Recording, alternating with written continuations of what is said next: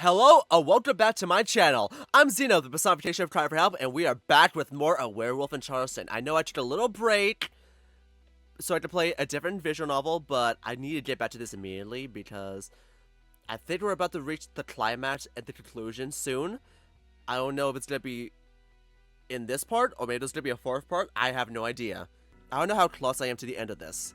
But the lunar eclipse is almost here. We should return to our werewolf pretty soon, but what's gonna happen between then? I don't know. Anyway, let's get started, shall we? So the last we left off on, during the crescent moon phase, the transformation is a bit weird. There was a moment at a potluck where he saw that the wolf's pinky finger protruded out of the side of his hand, so he took a pair of scissors and fucking cut it! Which, oh god, that was wrong. Oh, that was gross. That was gross. And apparently, that action had some consequences for his wolf form because he saw that his pinky finger was missing when he turned to a wolf. So yeah, that happens. But then he grew a little bit closer to Lewis, and Lewis and him went into like a lake. I'm pretty sure it was at the botanical gardens or anything where no one was there. They went stain dipping, and then Oliver and Lewis fought. Which was nice. Well, not fought, more like frauded and everything. But they realized that, oh, they can't transform fully into a wolf now.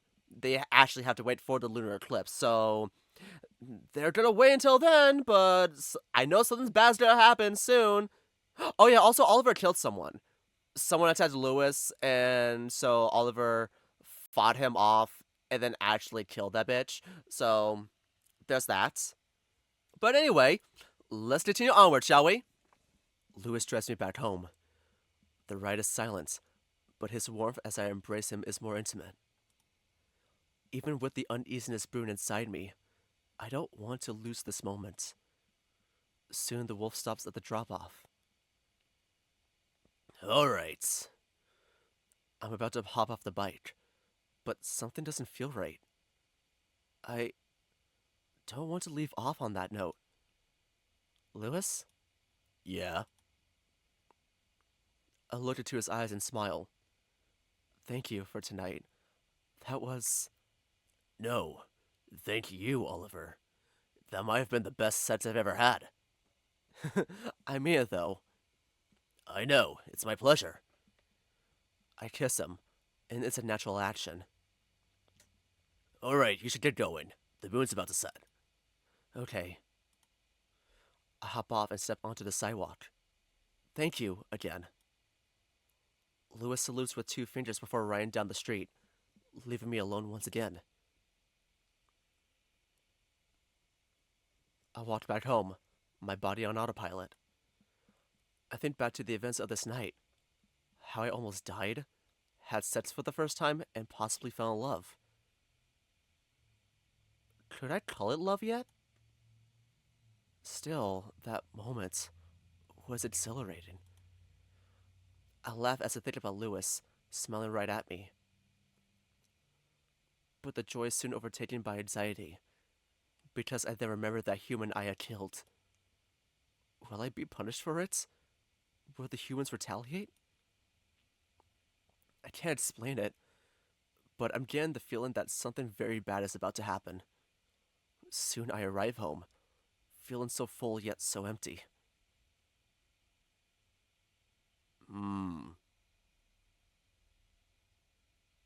It's daytime! Oh dear. As Dad and I do our Bible study, we listen to the radio, from which our president speaks. These werewolves pose a great threat to American citizens. Reports of these creature attacks have only increased since the start of the year. It's time to take our country back from these monsters. Starting now, we will track down and neutralize any werewolves and those who support their anti-Christian, anti-human, anti-American cause. So if you even think about supporting these werewolves, we will find you and we will kill you. I have a bad feeling about this. The lunar eclipse is fast approaching. Who knows what those werewolves will do? Are you okay, Dad? I'm okay, just be wary, Andy, okay? I just have this feeling that something terrible is soon to come. I promise. We're approaching the lunar eclipse. It's the waxing gibbous phase. That means the moon will be up for most of the night. That means more time I can spend at the den. More time with Lewis. I'm excited to see him again. I can't explain it, but whenever I'm with him, my problems just become soothed. Not quite squashed, but they become easier to grapple. I walk through downtown, towards the meetup alley. I think back to last night, the way Lewis and I just became one. The euphoria of our climax echoes through my body, and I find myself craving it again. What is this new desire? All my life I've been told that it was sinful, but it just felt so natural. Am I being led astray? I don't know. Soon I reach the alley. Sure enough, there he is, sitting on his bike as always. He turns to look at me, and his smile is sweet. Hey there. I smile back at him. Hey, Lewis. I board. The usual routine. But instead of starting the engine, Lewis just looks at me, a gentle stare. I chuckle, already flattered. What? Nothing. You're just hot. Thanks? What, you never been called hot before? No? Damn. Well, get ready to hear that a lot more. Okay then. He chuckles, clearly proud of his flirting. He leans forward and plants a kiss on my lips, squashing any worries I might have had before then. After pulling away, Lewis starts the engine, and we emerge onto the street. Only for a light to shine behind us. Fuck! A siren blares further down the road. We freeze and stare at the light. Police. Shit! Werewolves, step away from the vehicle and walk towards us with your hands up. Fuck that. No. What do we do, Lewis? The red wolf freezes for a moment. Officers inch towards us, their guns pointed right at us. Lewis? Hang on. And duck. He whispers to me, but I barely have time to process his words as he revs the engine. And he speeds down the street, away from the cops. Hey! I'm nearly thrown off the bike, but I stabilize myself by holding onto Lewis. Loud cracks break the street's silence. Bullets bounce off the street and buildings. I flinch and lower my head as much as I can. More sets of wheels speed down the road behind us. Holy shit! Holy shit! Holy shit! Sorry, it was the only thing I could think of. How did they find us? They might have seen me and followed me. Fuck! Sirens echo through the city. Lewis makes a sharp turn. Another pop. Ah! The wolf swerves as he cries out, a sound I've never heard from him. I look up at him. Blood streams from a hole in his shoulder.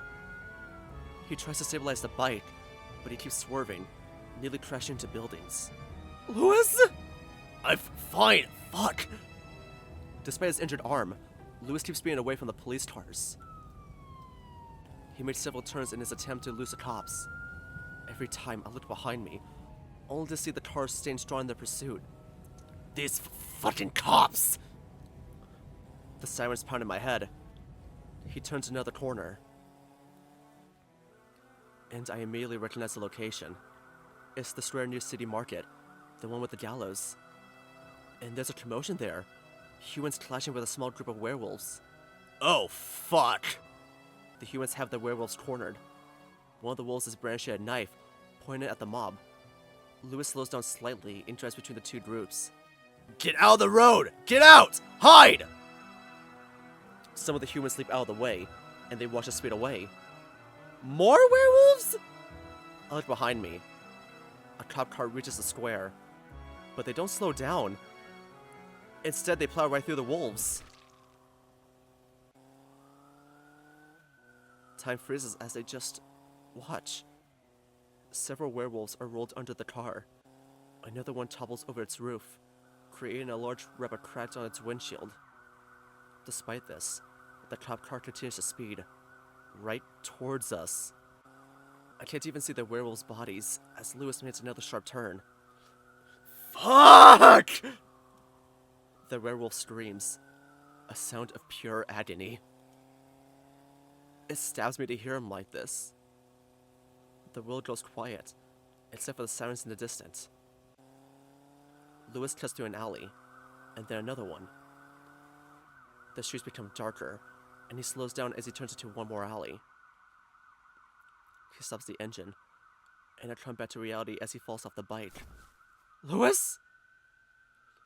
More sounds straight in the distance. I need to move quickly. I spot a few large tarps further down, so I use one of them to hide the bike, leaving it against a wall. I take another one. I bring Lewis against the wall, and I unfurl it over us. Lewis and I huddle against the wall, and I hold my breath. The sounds continue, somewhere in the streets. I told them. I fucking told them to get out. Lewis shudders under his breath. There's a sparkle in his eyes. Lewis? I tear a sleeve off my shirt and wrap it tight around his bicep. He winces, and I try to comfort him as he keeps mumbling. It's going to be okay. Don't you tell me. It'll all be okay. This is not okay. Nothing about this is okay. His voice is hoarse, broken. He sounds nothing like the man I knew before. I don't know what else to do, so I just stroke his head with my other hand as he tries to resist crying in my arms. I play that moment back over and over in my head. That is what humans are doing to werewolves? Sure, I've seen the corpses of other victims, but I've never fully grappled with that fact yet. Well, now I've seen it, front and center, and I have to do something. I need to. How could I just sit back and watch something like that happen? I need to act. We need to act. The sounds become more distant. I don't think they've seen us. We need to get to the den. I have an idea, but we need to get there now. I peek outside the tarp. The streets remain empty. The sirens are far away. I look back to the shivering wolf and hold out my hand. Do you trust me?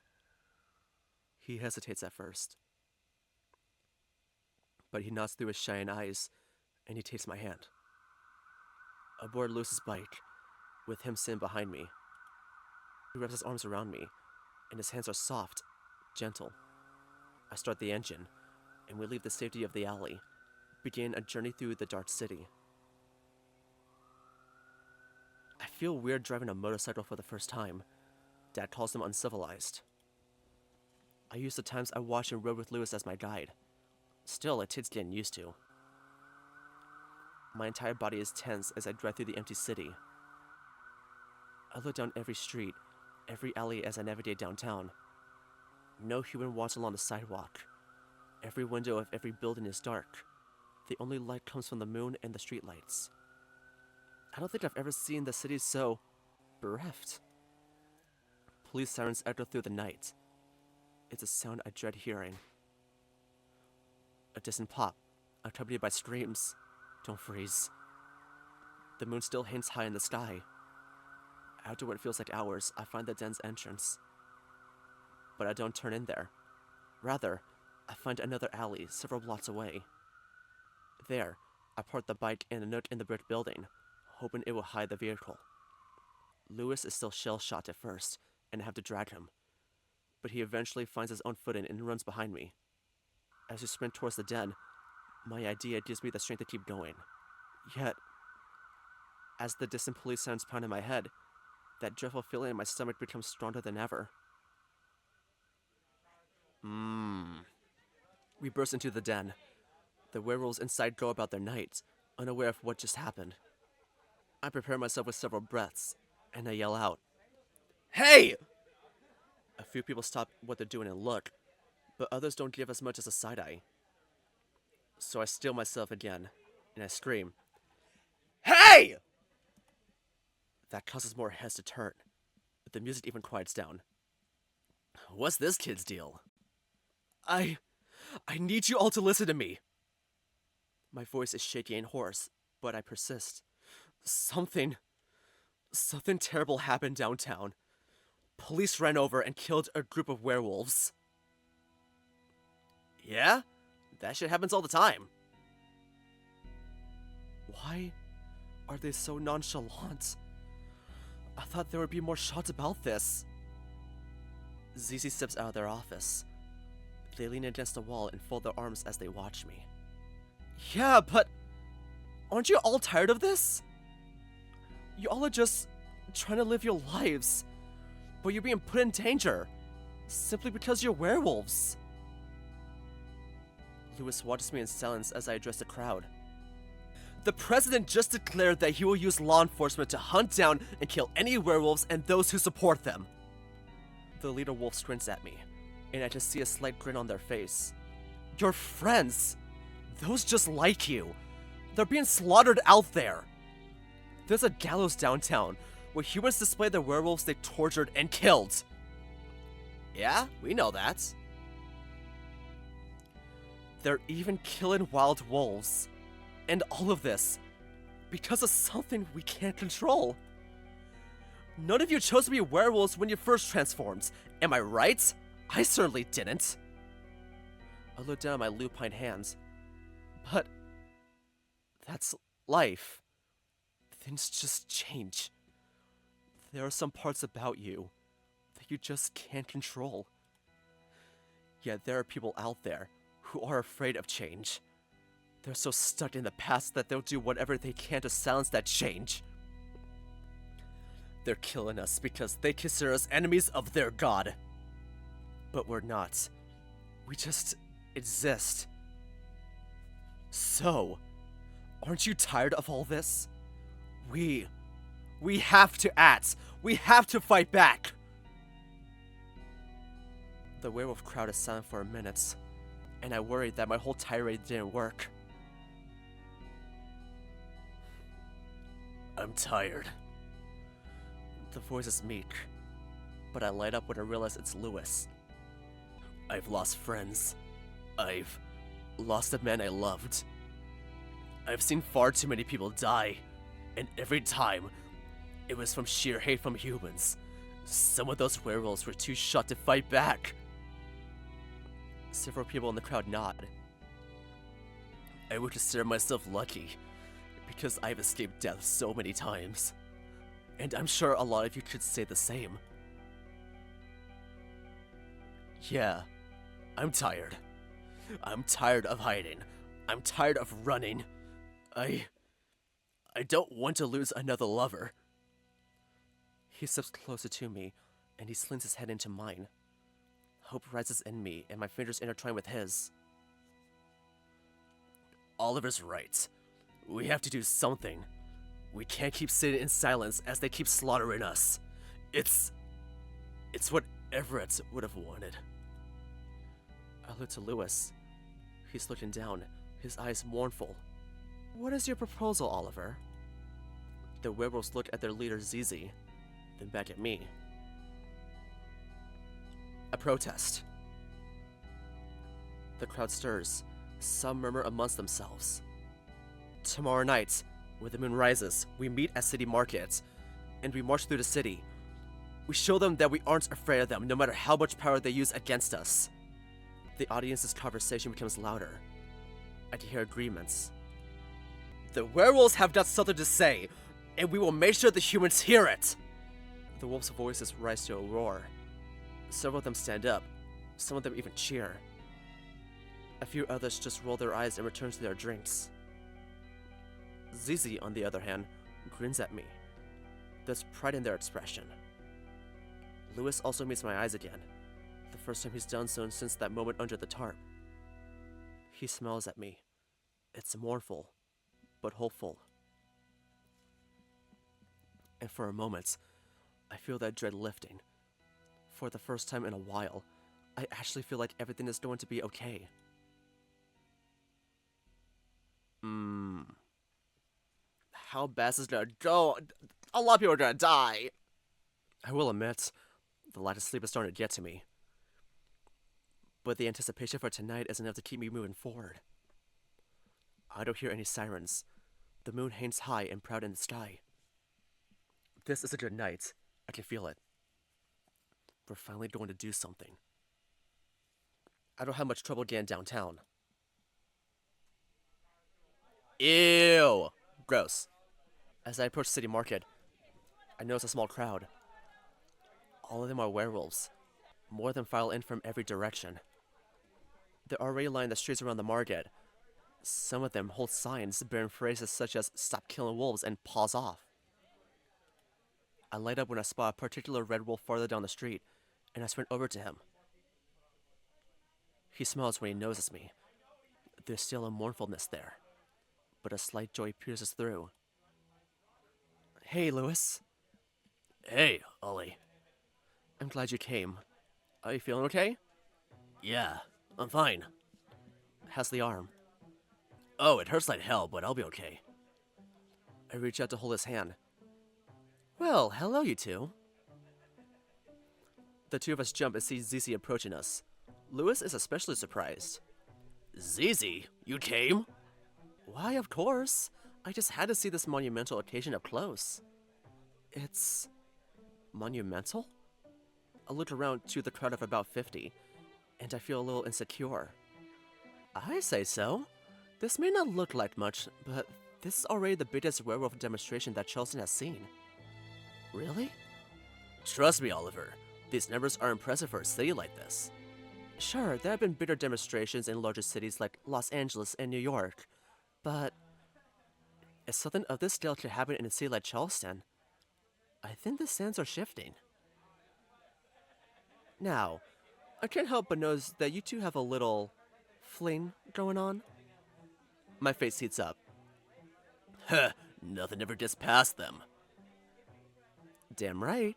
You know, Lewis, I thought you would never be able to love again after Everett, but I'm glad you found someone new to be happy with. Lewis nods, somber and silent. It's what he would have wanted. Excellent. Now, if I may, could both of you take off a pinch of your chest fur? The request confuses me for a moment. Lewis listens immediately, like he's done this before. He looks at me and gives me a reassuring nod. Oh! I can feel my own heartbeat as I tear some fur off my chest, copying Lewis's actions. Perfect. Now each of you prick your fingers and coat these bundles with your blood. We do as they say. I don't even feel pain as I break the skin on my finger. Red seeps into the dark fur as I drag my finger along it. That's good. Now hand them over. Zizi takes our bundles, and they bring something out of their pocket. 2 leather strings. They wrap one cord around each bundle of blood-coated fur, creating some kind of necklace. When they're done, they gift us with the new necklaces. I'm given the bundle with Lewis's fur. He's given the one with mine. The fur and blood of lovers grants one protection, bound by the hide of the moon spirit, the original lover of wolves. I place the pendant around my neck, and Lewis does the same. You know, I also lost my partner in a riot. You did? Yes, she was brilliant, fearless. It was her sacrifice that inspired me to found the den. I never knew that.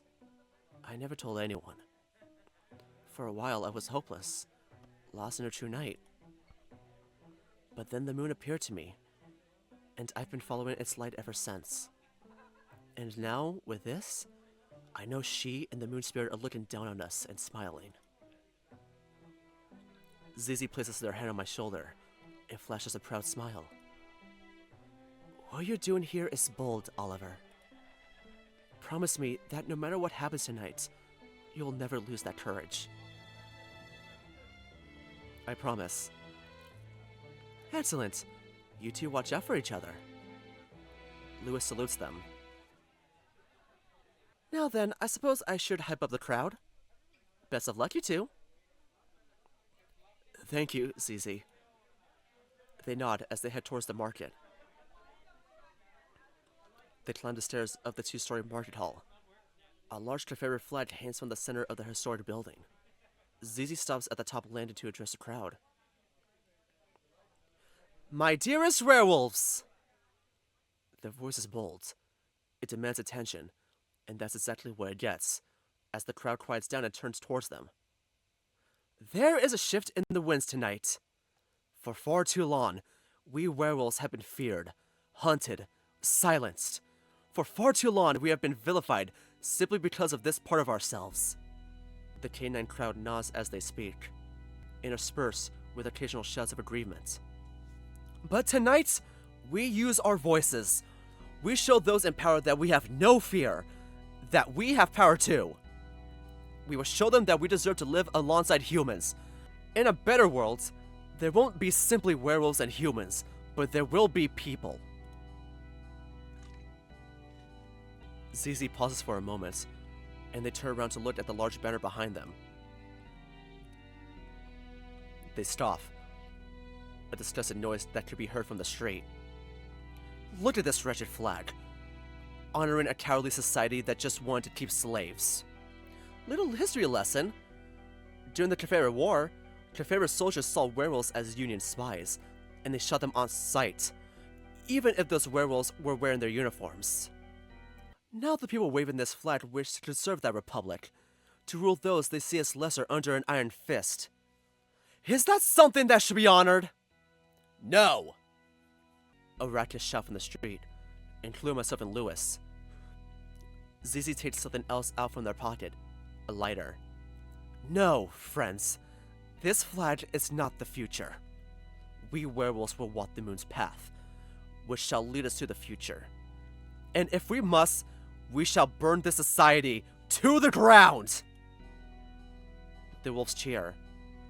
I notice lights turn on in the buildings around us. I worry at first, but the confidence of ZZ and the crowd reassure me. ZZ moves to stand directly under the large outdated flag. Now everyone listen. On my cue, I want everyone to howl. Making a true howl, from your chest. Call to the sky. After that, we begin our march around the French Quarter. So, is everyone ready? More cheers. Alright. ZZ opens the lighter, holding it under the flag. They puff out their chests in a deep breath, and they scream into the night. Wake up, Charleston! They strike the lighter, and they let out a howl, a fierce, sharp song. The entire crowd of werewolves lets out their own howls, including Lewis and me. The chorus pierces the still night, echoing through the old streets of downtown, up to the clear night sky to the moon above. It's a beautiful song, one of grief, anger, and hope. Ooh, it's on fire! And as that wretched Confederate flag is consumed by flames, the werewolves stir the sleepy city in their united cries. Soon the howling dies down, to be replaced by cheering as a column of orange smoke rises to the sky. ZZ joins the crowd, and the march begins. We march through downtown, passing the icons of the city. Lewis and I march hand in hand. There's a fierceness in the red wolf that strengthens me. Churches dot every street, several of their spires piercing the firmament. They stand strong, but we will be stronger. Several werewolves create a rhythm to stomp to, and it isn't long before the entire crowd joins in. Many disturb the silent streets with various angry chants. Hands off our wolves! Paws are hands, and hands are paws! It doesn't take long before humans start to notice us. They initially look out their windows, watching the march in confusion. Concerns really start to rise when they notice the column of smoke behind us. Some of them step out into the street, only to run back inside at the sight of us. Werewolves! A few humans walk up to us and challenge protesters. Hey, what do you werewolves think you're doing, huh? What does it look like? You best go on back to whatever hellhole you demons crawled out of. We ain't no demons, and we want to live, so stop fucking killing us, fuckwads! The werewolves aren't deterred. We continue the march, even as more humans crowd around us in confusion. Good. we might actually be making a splash. What the hell is happening? The market is on fire! Stop killing us! Call the police, goddammit! Soon sounds blare in the distance, and I already know they're coming right for us. And, sure enough, multiple police cars come into the street from every direction. At first I freeze up, remembering what happened last night. But the police cars stop this time. We find ourselves cornered at an intersection. Officers, armed officers, enter the vehicles, and they charge slowly towards the crowd. I look to Lewis. It's okay, Oliver. Just don't aggravate them. Our Father who art... Werewolves, stand down and cease this act, or we will have to use force. The protesters do stop for a moment, and we look at each other. One werewolf, however, storms right up to an officer. Yeah? How about you stop killing us, huh? We never did anything wrong. Coleman never did anything wrong. What you are doing is an act of terrorism against the United States. Stand down, give us your leader, and no one will be harmed. Fucking lies, bitch. The werewolf spits on the ground in front of the cops. Yeah, like hell. Aaron, stop! They jab a finger at the officers aggressively. Our leader is braver than your turd-faced supreme leader ever would. A cop sprays something at the wolf, who doubles over and stumbles back. Ah! Oh, you fucking fash! Another werewolf growls, baring their teeth, and charges at the officer. I flinch and duck as an all-too-familiar sound cracks the air. Soon the chants are replaced with screams. The wolf that charged at the officer now lays on the ground, scarlet flowing onto the cobblestone. Something is thrown at the group of werewolves. It hisses and lets out some kind of smoke. The crowd immediately descends into chaos. Oliver! The smoke obscures our vision, and I cling onto Lewis's hand as I look desperately around us. Officers tackle werewolves, beat them with batons, pin them to the ground as they zip tie or handcuff them. More shunts ring around us. A body knocks into us, and I fall out of Lewis's grip. Lewis? I already lose him in the chaos. And I'm lost. I can only look around me as werewolves try to escape the pandemonium, and as the police continues their assaults. Lewis? A cop emerges from the smoke, and he's coming right towards me. Don't freeze. Don't freeze. My legs cannot move. The officer points something at me. A taser. Its sound pounds in my ears. I fall to the ground, and I can only stumble away from him. Do something! Oliver! Zizi emerges, charging at the officer from the side. When they get close enough, they unleash something sharp and shiny. I only realize what it is when they thrust it right into the officer's neck. Zizi yanks the blade out, causing the cop to stumble back while gripping his bleeding throat. The wolf then turns to me, and for the first time, I see fear in their face. Oliver, are you okay? Fuck! Red bursts from Zizi's neck. Time freezes. They fall to the ground. I can only watch as more officers point guns at the wolf, and they squeeze their triggers. Zizi rises as the officers shoot them, repeatedly. Zizi! A scream crawls out from the smoke, and I recognize it as Lewis's, yet I still can't find him. Got that bitch. They look towards me, and that's what makes me jolt to my feet. I sprint away from them, not knowing where I'm going. More shots ring out. I duck my head. I dodge bodies, both werewolf and human. Soon the smoke thins out. I'm out of the riot, but I don't dare stop. There's one! I look behind me. A cop points at me and gives chase. Two others follow. No! My legs chase me through downtown as fast as they can. I run past the burning market hall, where a crowd of humans has gathered. I don't stop running, even as I run out of breath. Even as a bullet bounces off the cobblestone. Stop shooting! My heart pounds, my eyes burn, my ears ring, my lungs ache. Yet I keep going. Stop that wolf! After an eternity of running, I'd find myself at Waterfront Park. I run right past a pineapple fountain, towards the pier. Soon cobblestone is replaced with wood. The streams are far behind me, but the cop's footsteps keep thumping behind me. Stop! I reach the edge of the docks. The ocean stretches before me. I glance behind me. Officers continue their pursuit. Don't freeze. So I throw myself over the side of the docks. The water is only a few feet below, but it feels like an eternity before my body hits the surface. The ocean is cold, but I don't care. I regain myself, and I swim under the docks. Damn it! What do we do? A shot sends water spray into the air. Come on out, Wolf! Wait. Under the docks. Shit! There's a row of long grass near the shore. Without thinking, I submerge myself and swim towards the grass, using the docks as a cover. A bullet whizzes through the water close to me, and then another, and another. When I reach the grass, I gasp for air. I submerge again, and I swim parallel to the shore, towards a grouping of rocks under a large dock. More bullets spray the water. One comes close to grazing me. But soon I find myself under the cover of the large dock. I pull myself onto the rocks, exhaustion really starting to settle in. There's a circular opening in the waterfront's wall. It looks like it might be a sewer. I don't care what exactly it is. It's dark. It's the perfect cover. So I drag myself into that hole, into the darkness. And there, I just sit and lean against the wall. I try to keep quiet in case anyone hears me. But I can't control myself hiccuping. I can't control the tears that drop from my eyes. What happened? How did it come to this?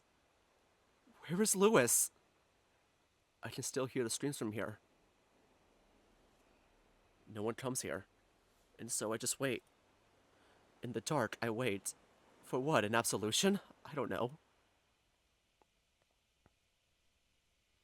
When the screams quiet down, I drag myself back from the ocean. I wander the streets, helpless, dripping, shivering. The smoke from the market has died down. There is still commotion over there, as humans break the curfew and gather around the scene. I avoid that area, instead walking along the sea, hugging myself in an attempt to warm myself up. Soon I found myself at the battery, the tip of the peninsula. The harbor stretches before me, reflecting the light of the moon. I've still got time before it sets. Where did I go wrong? Am I even a werewolf? Or am I a human in a wolf's clothing? Perhaps two are separate after all. I hear footsteps behind me. I turn to the source. Lewis storms towards me, seemingly unharmed. My spirits lift. I can't help but smile. Lewis. I walk to him, stretching out my arms to offer a hug. We close the painful gap between us. The wolf's expression stone cold. Lewis, thank God, I was so worried. A flash of white and a sudden pain in my head interrupts my thoughts. I'm stunned by the impact, and I fall to the ground. My vision refocuses, to see the wolf towering over me. His eyes are shiny, but sharp, furious. Lewis? What made you think that protest was a good idea, you fucking asshole? He yells down at me, and it petrifies me. Never once has he directed his fury at me. I stare up at him, one hand holding my throbbing snout. I thought that would... Oh, you thought that single protest would magically change everything? Well, newsflash, that's not how the world works! Now half of those werewolves are either taken or killed, including Zizi! Zizi is dead! Do I need to say it again to get through your thick skull? Zizi is dead, and it's your fault! My jaw drops, and I finally stand up to meet his level. Oh, hey, I'm not the one that shot them! Yeah, but this bullshit was your idea. Zizi was the one who took me in. Back when I had no one. Back when I was a lost, scared werewolf. Lewis is an uncontrollable sobbing mess. I have no idea what to say to him. Lewis, had no idea. I am so sorry. Yeah, you think a simple sorry is going to fix everything? You really have no idea how the world works. You're ignorant, naive, and reckless. And that just killed many of us! I'm frozen. His words pierced right through me. I tried to come up with counter-arguments, but they don't come up. Is he wrong, though? Louis. There's wolves over there! Voices call out from farther down the street. Police officers sprint towards us. Shit, go! Louis, just fucking go! Without question, my feet take off, sprinting away from the police.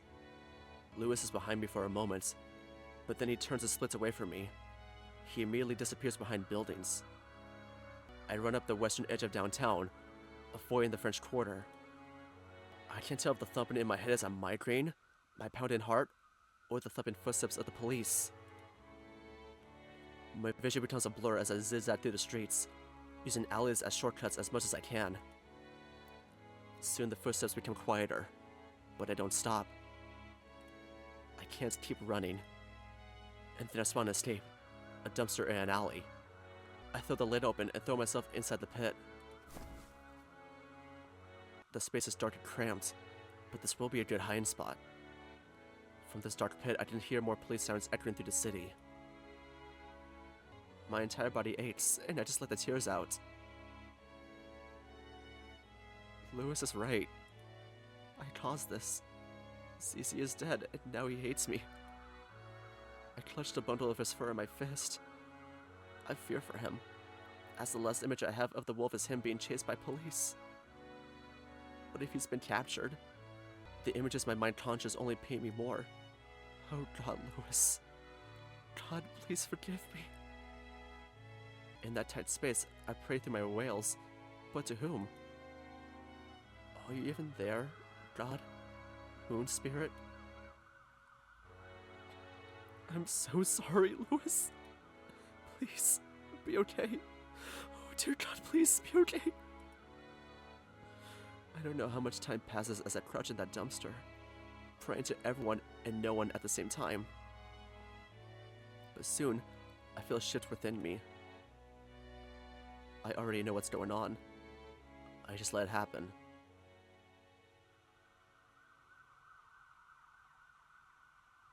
I touch my arm. Furless skin. I try to muster some energy, and I push my weak body out of the dumpster.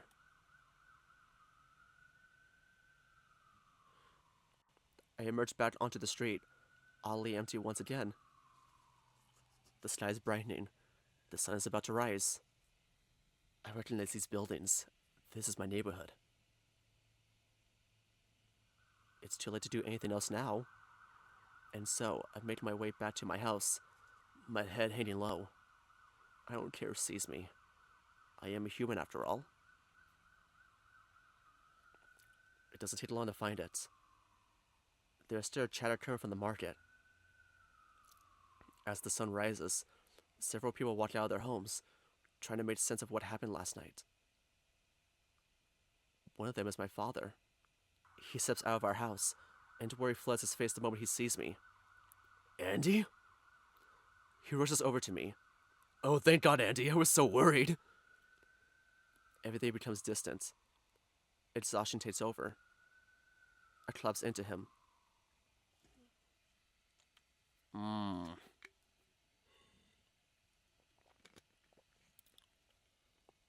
am drifting through a vast dark. There are only echoes of memories. Screaming, a wolf writhing in pain, blood on cobblestone. And I try to call out, hoping for an answer. God? Moon spirits? Is anyone there? Please.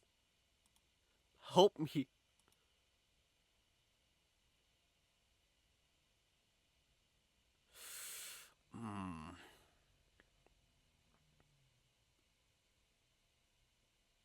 I don't know how long it takes, but I come back to Earth.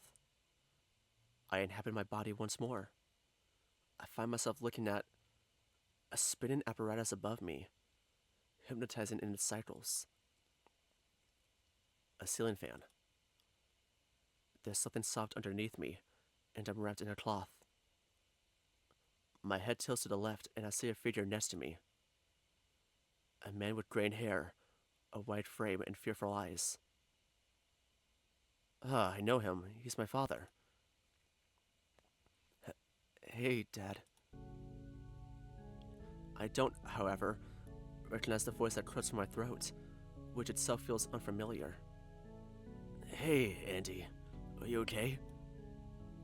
He kneels beside the bed, his gaze fixated on me.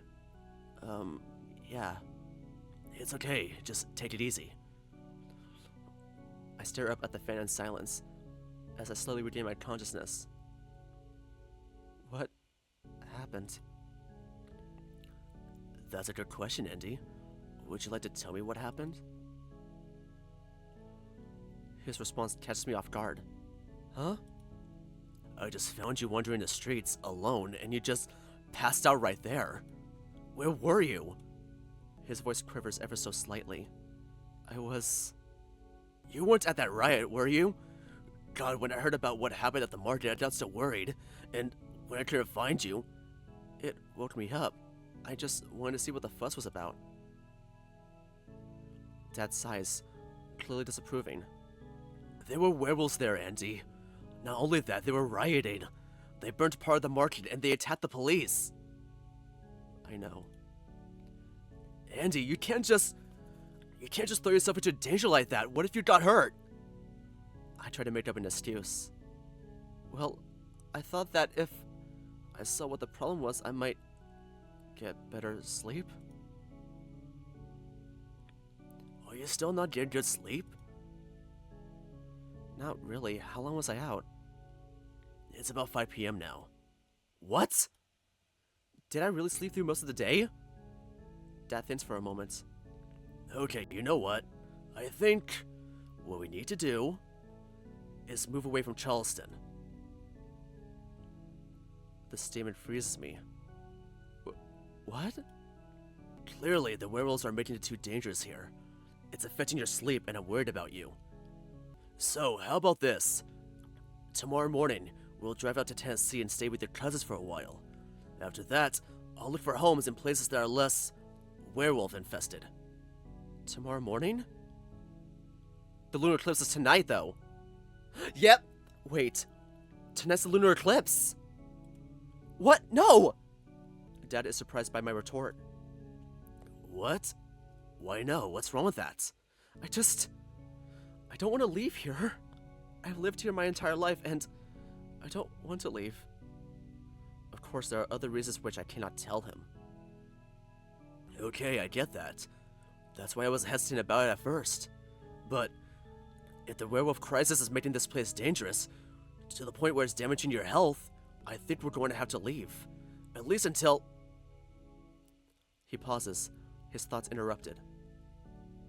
His eyes are fixed not on my face, but my chest. That strap. What is that? I follow his gaze down. The necklace. The necklace is still around my neck. My entire body seizes up, so I don't even try to stop his hand from reaching out and grabbing the strap to take a closer look. The bundle of fur, Lewis's fur, reveals itself on my shirt, and Dad is looking right at it. Andy, what is this? Is this werewolf fur? It's a trophy? A trophy? Because I got one of them. I took their fur and made this. Andy, tell me the truth. What were you doing last night? I'm a werewolf, you dumb shit! No, I can't tell him that. I can't tell him anything. My breaths quicken.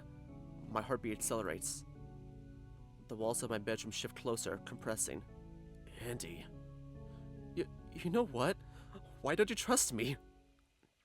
What? Why do you think I can't take care of myself? I sit up to me as eye level. He looks at me confused. Where is this coming from? You treat me like a child. Well, I hate to break it to you, but I'm 21 years old. I can handle myself. Can you, though? You're clearly staying up at night. It's making you lose sleep, and I don't even know why. You wouldn't understand. So help me understand. The walls are closing in, tightening their chokehold on me. What's going on, Andy? Are you a werewolf? Everything comes crashing down. An invisible car strikes me.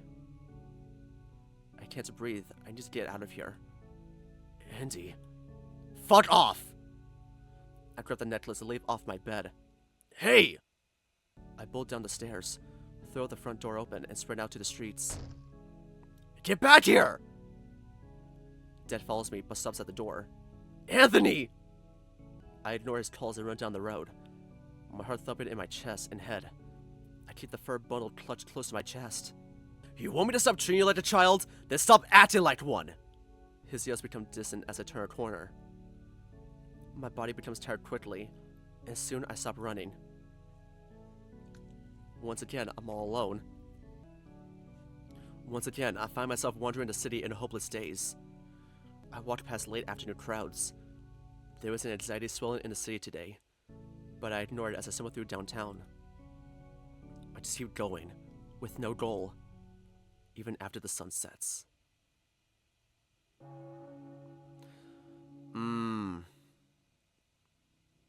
The lunar eclipse. The monster. He better do this, otherwise he's gonna get fucked up.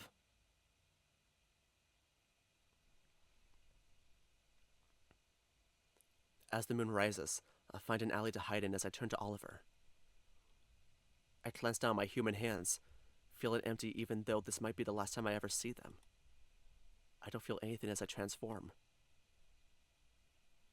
I'm now in my cursed wolf form once again, yet I feel detached from this body still. I return to the street, not really caring if anyone sees me.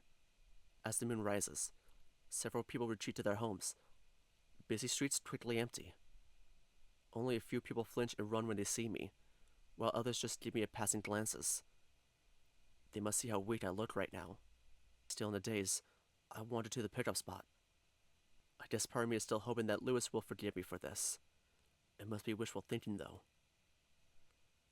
I find our alley, concealed by overgrown vines.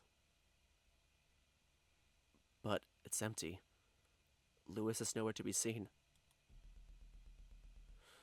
I've snapped out of my gaze and my stomach drops. Lewis? I call out to him, as if that will summon him. I look down the streets on both sides. Lewis? No sign of him, or his bike. I then notice how low the moon is in the sky. The eclipse won't start for several hours. Maybe I'm just here too early? So I hide myself in the alley, sitting down on the damp ground. Minutes pass. Nothing. Hours pass. Nothing. The sky darkens further. The red wolf never comes. I can't just stay here. I'll go out to the street and look to the sky. Part of the moon is gone, like a bite has been taken out of it. I need to get to the den, now. I look around me hopelessly. Still no sign of him.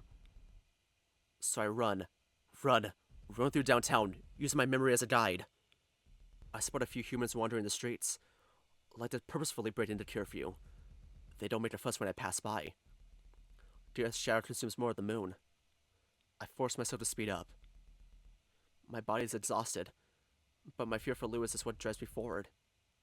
And soon, I spot the entrance to the den. Lewis's bike is parked in the alley. So I pick the lock and rush inside the bar. I keep my pace as I fly down the stairs. Through the dark cellar, up to the portrait of Paul Revere. I knock the tune of Claire de Lune. It takes a second, but Paul's eyes open. The painting then turns away from the wall. A gray wolf stands in the entrance to the den. Oliver. Hey, is Lewis in there? Yeah, but I don't think he wants to. Okay, good. I shove past the wolf and head down to the colorful lights. There are fewer werewolves in the den. It feels uncannily empty and quiet. The wolves that are there lounge around, most of them looking depressed. I don't see Lewis in here, so the next place I think to check is Zizi's office. And sure enough, Lewis, thank God. I close the gap between us, out of breath. The wolf's back is to me, and at first he doesn't acknowledge my presence. Lewis? Quiet.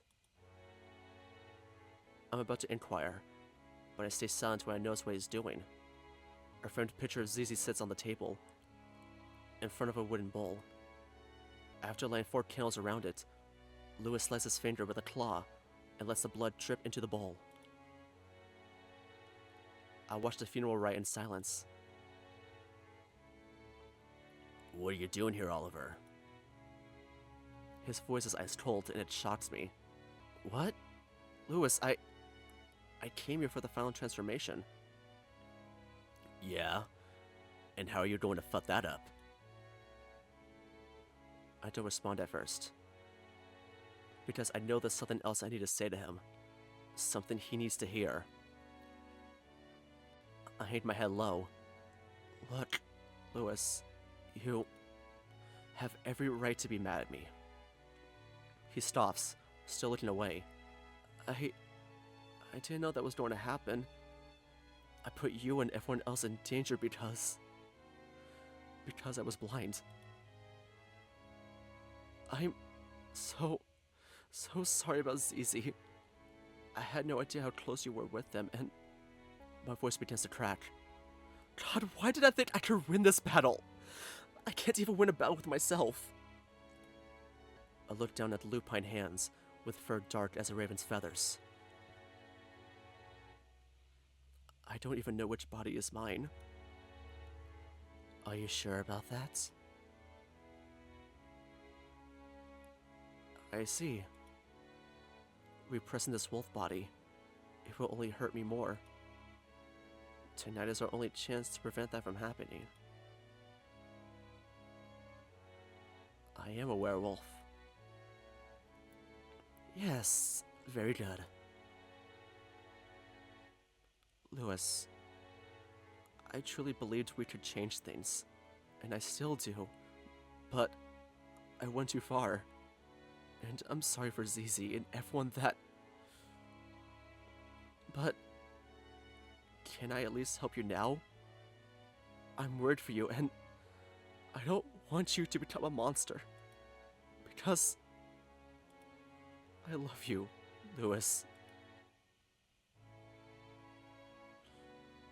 He stays silent at first, his gaze distant. But his shoulders slack, and finally he turns to me. He's still wearing the pendant with my fur.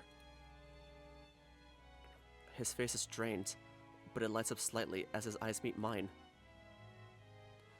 I can't forgive you entirely for this, but I'll do the final transformation with you. Because despite everything, I also don't want to see you suffer. I love you too, Oliver. I can't stop the smile stretching across my face. I fall into his arms. He rests his head on top of mine as we embrace.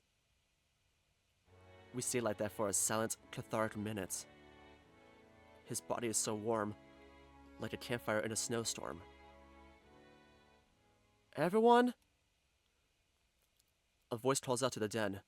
We head out of the office. The voice belongs to the wolf in the entrance.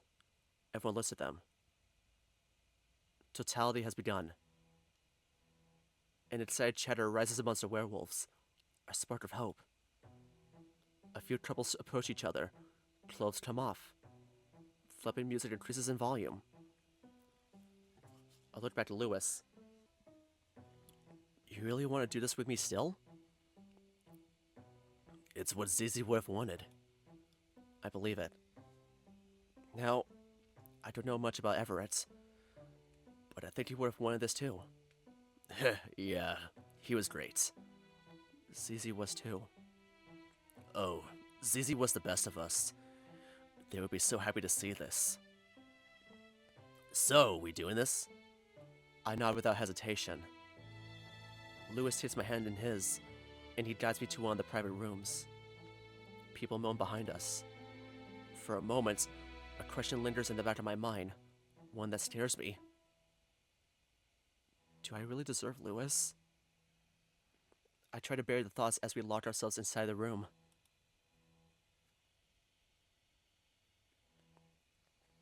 I immediately pin Lewis against the wall and kiss him.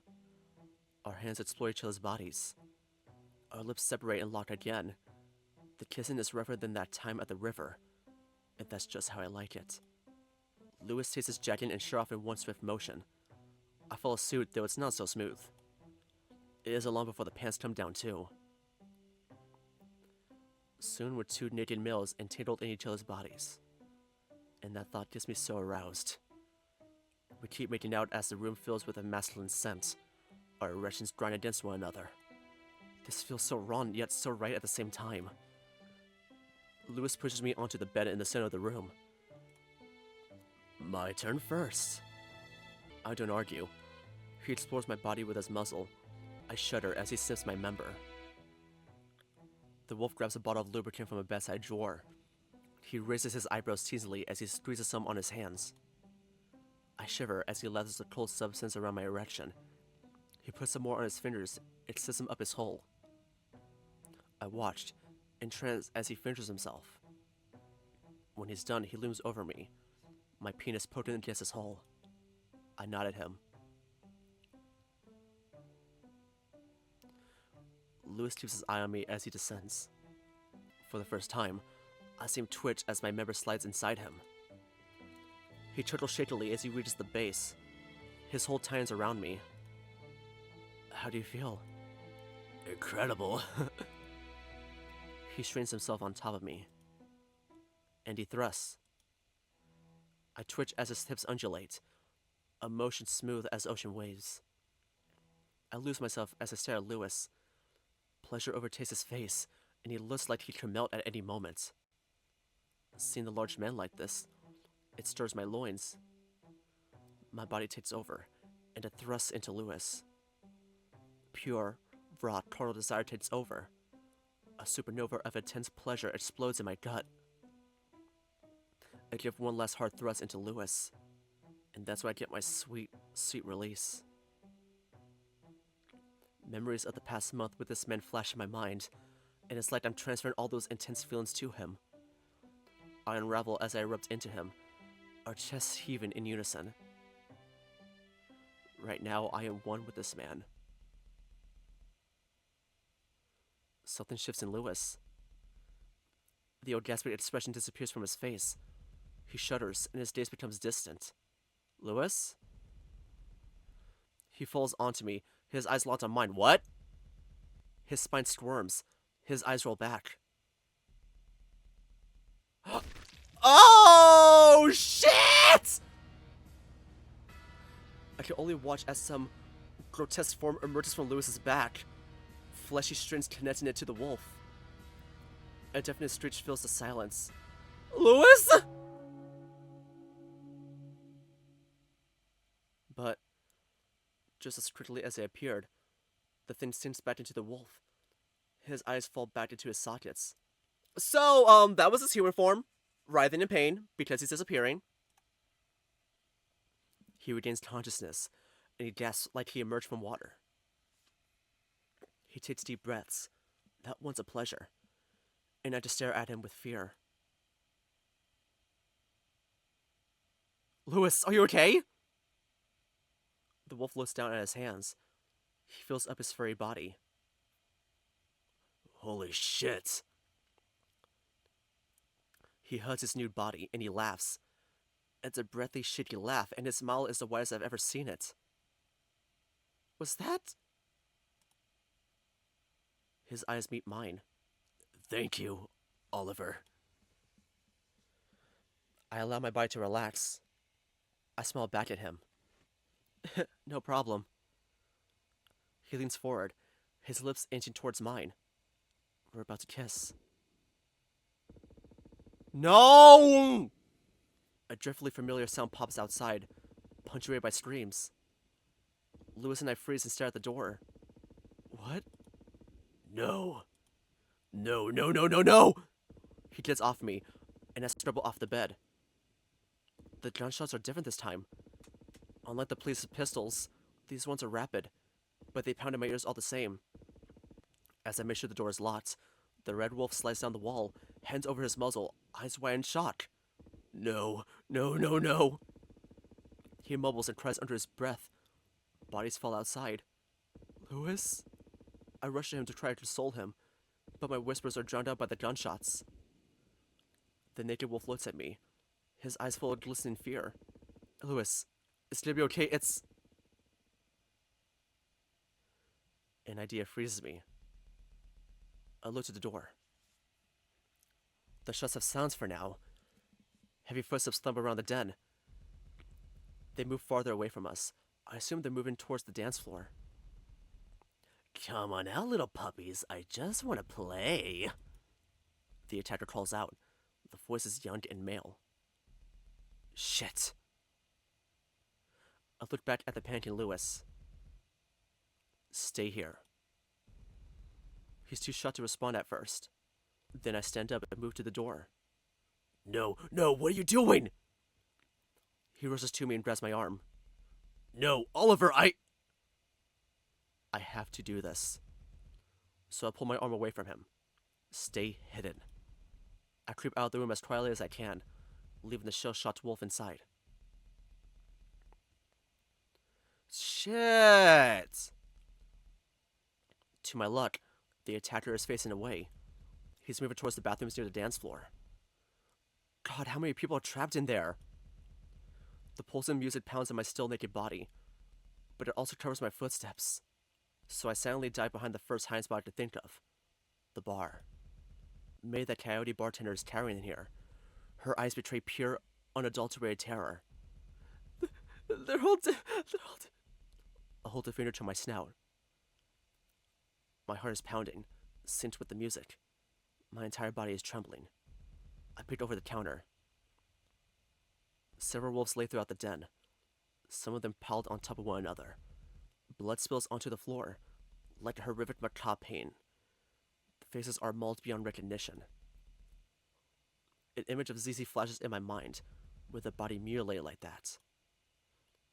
A breath catches in my throat, and I duck back behind the bar. The gunman pounds on the bathroom door. You still baiting in there? Man, you werewolves are disgusting. Perverts. Wouldn't surprise me if you had sex with dogs, too. I'm about to ready myself for attack, but the shooter moves again. He returns to the main room and wanders around. You know, y'all deserve this. You'll kill my father in that little riot of yours. He was a cop. Real American hero, I'll tell you what. Do not come to the bar. Do not come to the bar. Man on board. And if you're playing dead, lame. He opens fire.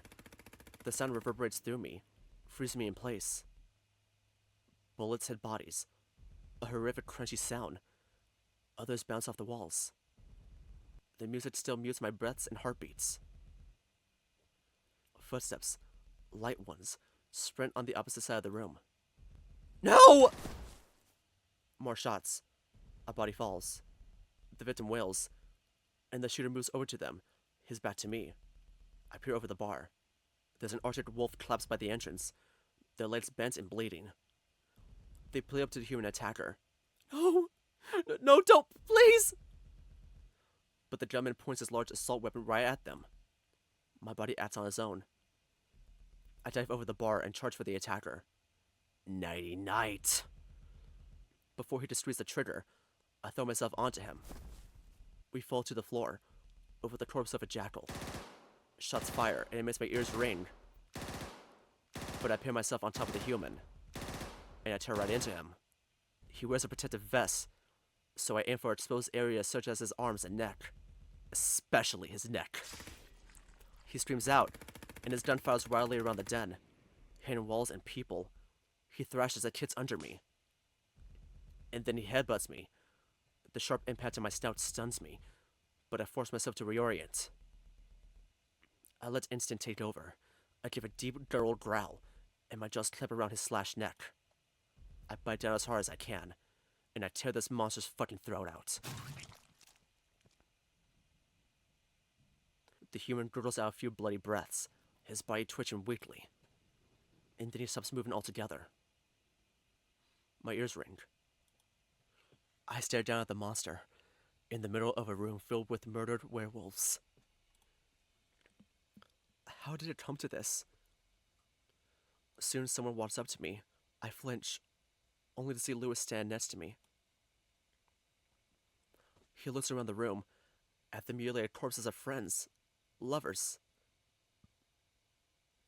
God almighty. I look down at the attacker again. A realization strikes me in the heart. I recognize this person. That's Declan Moore. Oh my god. What? What is it? He's from my church.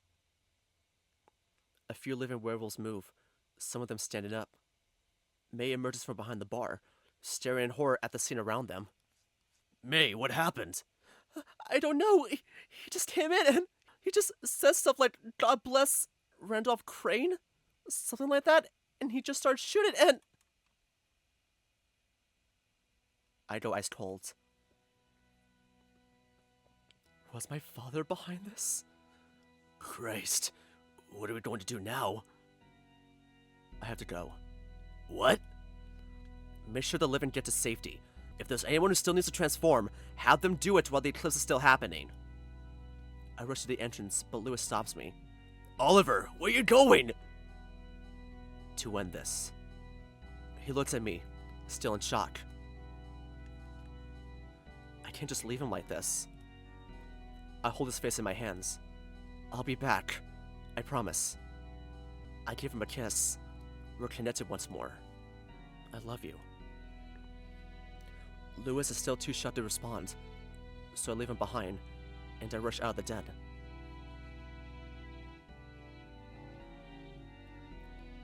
I emerge onto the streets of Charleston. The city is coated with a deep red. The moon hangs heavy in the sky, a large, otherworldly bleeding body. Despite the heavy air, the churches pierce the void above. I sprint through the city, heading west. There's no one to be seen. The streets are completely empty. Wind chills my bare body. Any street and house lights are snuffed out by the moon's bloody glow. Church bells ring throughout the city, which is surprising for this time of night. Perhaps everyone needs to pray now. My body gets exhausted quickly, but I can't stop. My eyes sting as I think about the people I left behind. I clutch the bundle of Lewis's fur, somehow still hanging on my chest. Help me, moon spirits. I reach my neighborhood. I look back to the moon. It's still glowing blood red. I've still got time. My house comes to view. I waste no time and rush inside.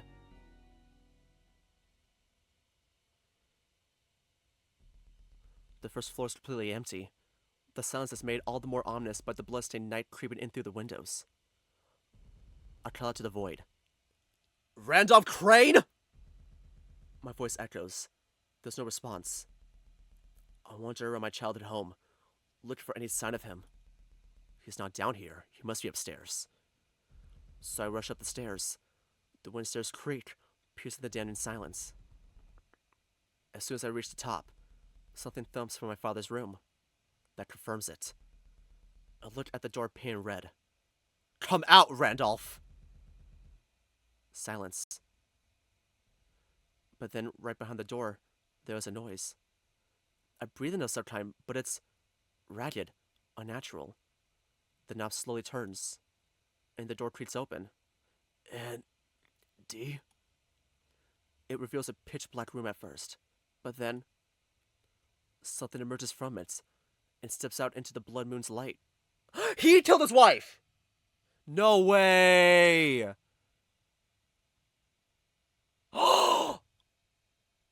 Oh my fucking god! The figure that comes out of my father's bedroom, I cannot recognize. A mound of flesh and fur, limbs twisting out in all the wrong directions. And the face... The twisted amalgamation of human and wolf is something I cannot begin to comprehend. The thing stares right at me, leaning against the doorframe for support. Andy. His voice gurgles, like there's something stuck inside his throat. A shudder ripples through me. Dad? Do not freeze. Is that... Are you... Oh God. Did you send Declan Moore to attack the werewolf den? Oh God. Oh God. You're a... Answer me! I was only trying to protect you. But... Oh God. The abomination weeps and lifts to the floor. Your mom, oh dear Lord, I'm sorry, Wendy. Handy. And then he goes unusually still. I backed away from him. Dad? His head snaps up, and he stares at me with wild eyes, teeth bared. Oh shit. The thing lets out a horrid sound. A human scream and a wolf howl layer on top of one another. He turns right at me. I don't have time to react before he tackles me. I'm pinned to the ground. Sharp claws pierce my shoulders. Ah! You are not my son! You are not my son! The thing unleashes a hellish snarl above me. I try to slash his face, but my arms are pinned. One of the twisted appendages grips my neck. I growl, scream back at him. Even when my breath is cut short, I squirm under him, which only makes the claws slash my arms deeper. I free my son of your influence, werewolf! I free my right arm, and I slash one of his eyes there, Chris swipe. The thing screeches, and it stumbles away from me. I stand up and regain my footing. My right bicep throbs as blood flows from the slashes. Dad recovers, and he glares at me with a deathly fury.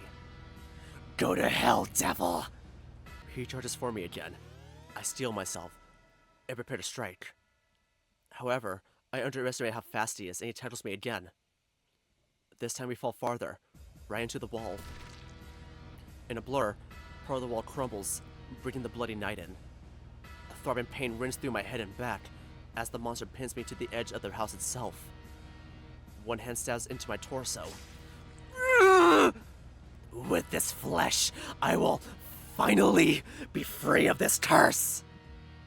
He opens his jaws, revealing many layers of mangled teeth. His gaping maw reaches down to my chest. My body is too shot to act. I prepare for hell. But something pushes back against his bloodthirsty jaws. His teeth cannot reach my chest.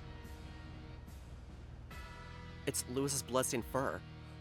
Wait! Dad keeps pushing back, and it gives me an opening. I free my left arm from his weight, and my claws stab another one of his eyes. He screams, but he keeps his grip on me. He lifts me up with surprising strength, and he throws me. In a blur, I fly through the wall, and I crash in my bedroom. More of the wall collapses to expose the red moon. My entire body aches, so I struggle to get back up. The amalgamation stumbles to me, hands holding its destroyed eyes. Move, Oliver! I get back to my feet rather sloppily, but I steel myself and I charge at the thing. This time it's me who takes him to the ground. He rises underneath me, and I almost lose my grip several times, but I let out a loud growl, and I slash at the monstrosity.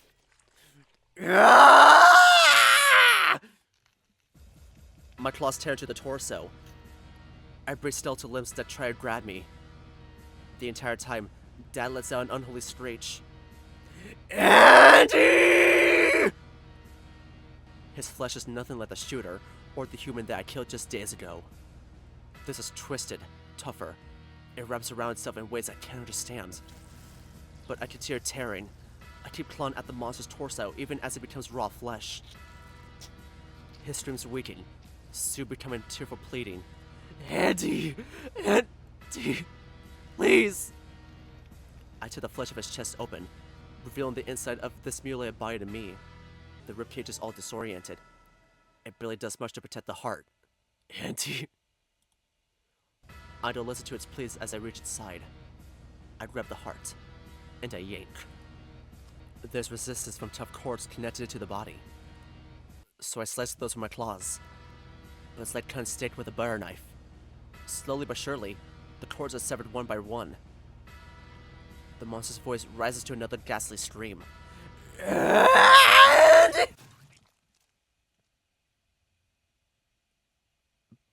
But he's cut off when the last cord is cut. His head falls to the ground without another word. Heart in hand, I stumble away from the horrible pile of flesh and limbs. I can finally catch my breaths, even as my entire body aches. I looked at the organ in my hand, and then to the blood moon still rule in the sky. Goodbye, Dad. I bite the heart. It's tough, but my canine teeth makes the job easier. I tear a large bite out of the organ, blood squirting out of it. The taste is as horrid as the abomination on the floor, but I force myself to swallow. I drop the heart, and I stand at the edge of the house, staring out to the crimson sky. It takes a moment, but my body shifts, and I brace myself. Use that to transform! Oh yeah, did this say you can use any type of, like, essence or fluid from any wolf? Whether it be, like, blood, piss, all that? All I can process is a white-hot pain that, as quickly as it assaults my body and my senses, subsides. My two lives flash before me, at first separate, but they converge into one final being.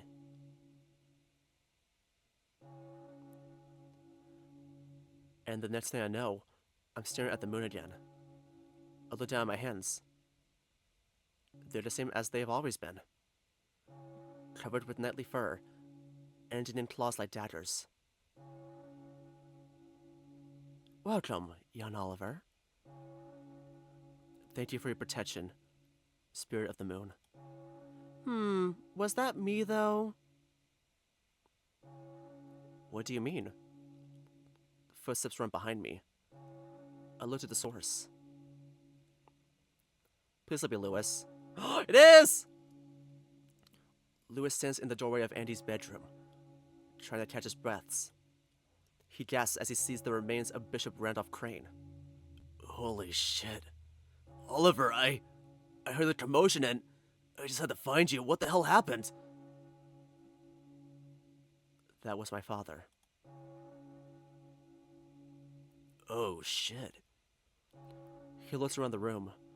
His eyes soon fall on the eating heart on the ground. He processes the scene in silence. So, it's done then? Yes. I'm Oliver, the werewolf. So, what now? Are the werewolves safe? Yes, they're safe. I looked back over the bloodstained city. Before I left him, he said that I should move away from Charleston. And you know what? Maybe he was right. Ollie, what are you saying? Despite our efforts, I don't think the city's going to change. I think we need to take this fight elsewhere. Ollie, please. I don't want you to throw yourself in danger. I mean, look at you. I love you. Please. And I love you too, Lewis. You are my ZZ, in many ways. The wolf stares at me in a sorrowful silence. But there's nothing for me here. These people are too rotten. Too many people have died here. So I'm leaving. I'm taking my fight somewhere else. You can join me if you wish. I'll have the moon spirit's blessing with me. I'll do this in honor of ZZ, and everyone else that died.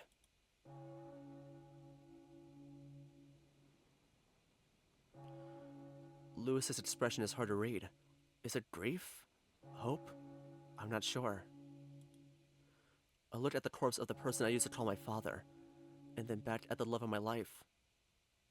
My entire body burns, but I quell that fire with my resolution. Welcome to the holy fucking city.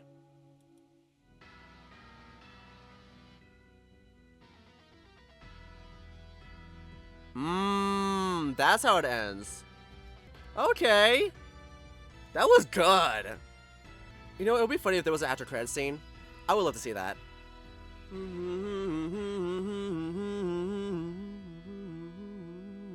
Special thanks and apologies, my family, for dealing with my bullshit. Especially my brother, sorry for being up at 3 a.m. All the cute campus raccoons. And of course, you dearest readers. Special fuck you, the state of South Carolina, the United States government. Let trans people live. Emotional support pets! Yay! More pets! Oh, this is cute.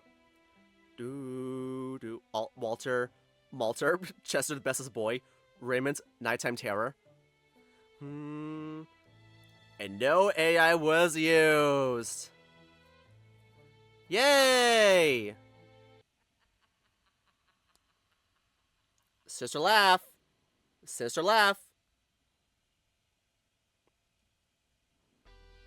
There you go. That was amazing. I love the trans allegory with the werewolves. It's really nice to see. And I love how Oliver doesn't stop the fight there. He's gonna take it elsewhere and everything. I also love how open-ended the ending is, with Lewis looking conflicted right as the credits roll. Like, is he going to join Oliver in this? Is he not? I like to believe that he's going to, considering what else is there for him here. They could probably take all the werewolves and move. Because, as dark as it sounds, there's probably not a lot left. Now I need someone to hold me over until Rhettoe releases more of the theater. Rhettoe, you're fucking insane for pumping out all these visual novels like crazy. That's crazy. You're insane. Anyway, in the meantime, thank you all so much for clicking on this video. If you enjoyed it, leave a like, and subscribe if you're really interested. I'll leave a link to the visual novel in the description below, which will play it for yourself, as well as link to Rhettoe Raven's official itchio page if you want to check out all their visual novels, as well as their Patreon and their Blue Sky. And I'll also be leaving a link to my Blue Sky if you want to support me there as well. And as always, I'll be leaving a link to the visual novel me and my good friend Zidra Panda made for the February Game Jam called When You Are Mine. Please do show your support to it. If you do enjoy it, maybe consider rating it and commenting on it on itchio. We love reading those. It makes our day. And yes, I'm sorry about the whole one video a week thing. I know I was doing so good with my 2 videos a week and everything, but the workload I've been given mixed with this, and also I really need to start working on my visual novel, my next visual novel. I don't have a lot of time, so I had to sacrifice some things. So I appreciate y'all having the patience. But anyway, thank y'all so much for watching, and I'll see you in the next video. Bye-bye!